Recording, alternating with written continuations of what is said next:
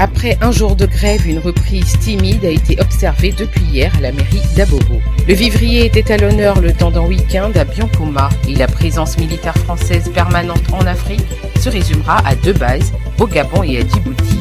Les derniers militaires français ont quitté le Tchad. Voilà pour le sommaire de cette édition. Bienvenue à tous et à toutes.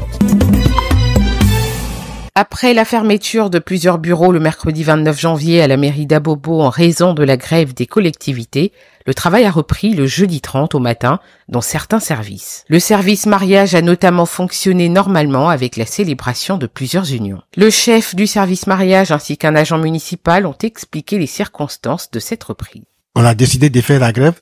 Bon, le dossier était déjà reçu. Donc, le secrétaire général adjoint, DRH, et les sous-directeurs sont intervenus avec les syndicalistes pendant au moins 2 heures de temps de discussion ce matin pour obtenir le minimum de services. Nous sommes là parce que on s'est dit que peut-être qu'il y a des urgences, voilà, qui dépendant de la grève. Voilà, donc c'est possible on peut avoir des urgences, et suite à quoi on peut élever le mot de grève. Voilà, il faut assurer les services. Certains services comme l'ONESI et la carte CMU qui ne faisaient pas partie du mouvement de grève mais qui sont domiciliés au sein de la mairie ont poursuivi leurs activités. Cependant, le service de l'état civil et plusieurs autres bureaux restent fermés.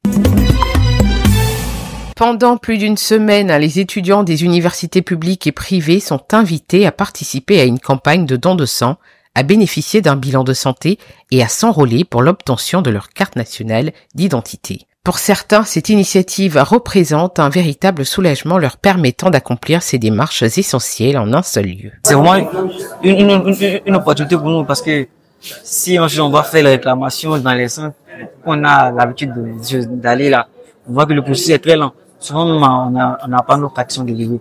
Donc, je pense que ces genre d'initiatives-là sont vraiment importantes pour nous, surtout nos étudiants. Parce qu'on a besoin de nos cartes étudiants pour vraiment faire de nos cartes nationales, pour faire beaucoup de choses, des concours, des demandes et tout.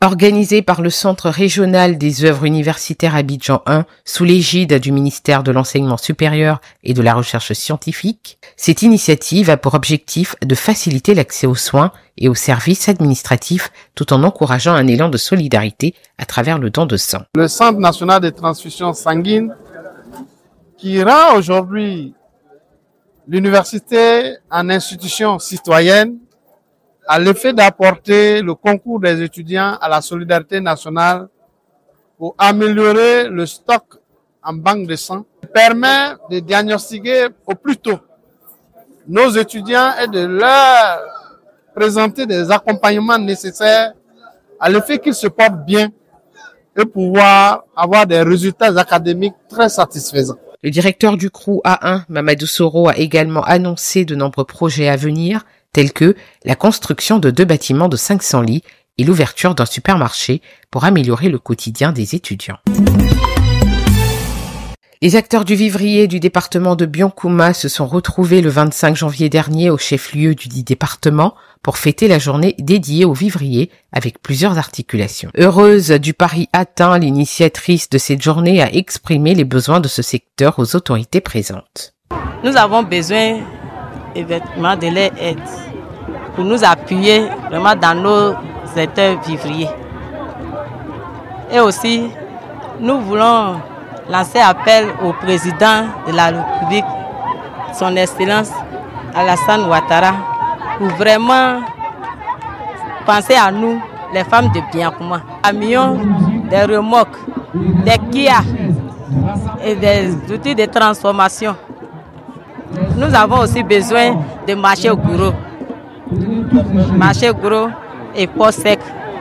Ça nous fera plaisir. Saluons la bravoure des acteurs du vivrier qui ravitaillent les marchés de la sous-région et ceux du pays.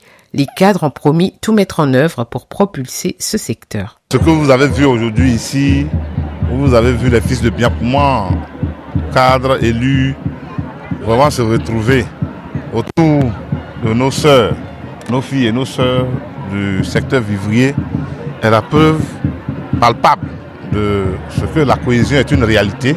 La cohésion sociale, la cohésion entre les fils de Biankuma est une réalité. Voilà. Et nous avons félicité nos sœurs qui ont rendu cela possible en invitant les uns les autres. Et à cœur joie, nous nous sommes rendus ici pour les soutenir. En Côte d'Ivoire, la philosophie qui dit que les femmes gourous sont très battantes. Et on connaît les marchés gourous. Ce qu'on ignore, c'est que les femmes dans sont extrêmement battantes.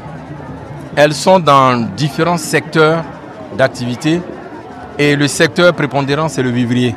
Ce que nous devons faire avec les aînés dont on a parlé, c'est de créer cette synergie qui permettra à nos mamans, à nos petites sœurs, à nos grandes sœurs, ces femmes du vivrier, de tirer largement profit de l'activité qu'elles mènent. Notons que ces festivités ont débuté le 24 janvier avec l'Assemblée générale de la Société coopérative simplifiée Licolet, un panel sur le vivrier et ses potentialités en région, un match de football petit poteau en hommage au président de la République, Alassane Ouattara.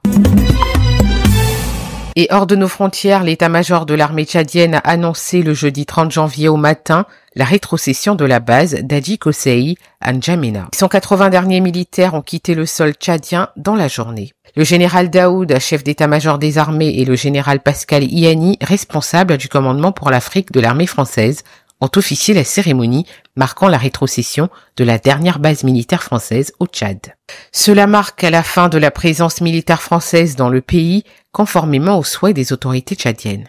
Les bases de Faya-Largo et d'Abéché avaient déjà été rendues respectivement le 26 décembre et le 11 janvier, après le retrait des Mirage 2000 début décembre. Les deux armées se séparent dans de bonnes conditions après des années de coopération militaire. La France est ouverte à d'autres formes de coopération avec le Tchad, comme des formations et des missions ponctuelles, ainsi qu'un éventuel soutien lors d'opérations conjointes si demandées. C'est la fin de cette édition, merci de nous avoir suivis. L'information continue sur cette info et sur www.cetinfo.ci.